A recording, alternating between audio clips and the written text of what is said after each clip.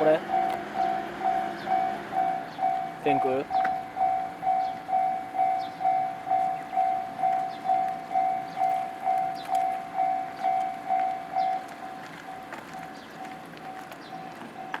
電池残ってるか。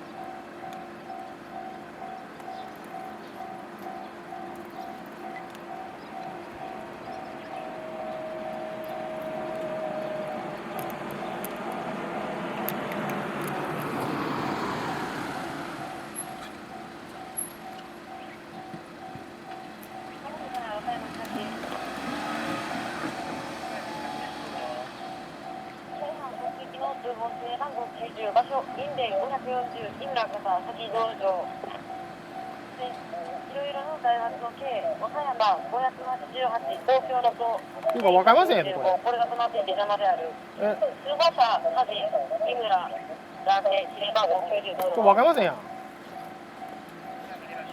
天空飛んできたんちゃうん。天空まだやろ。分かりませんやろこれ。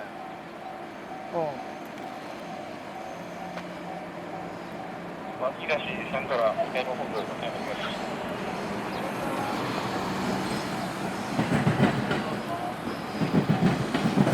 ただいま住宅上モール裏側なれば南詰めからご準備どうぞ。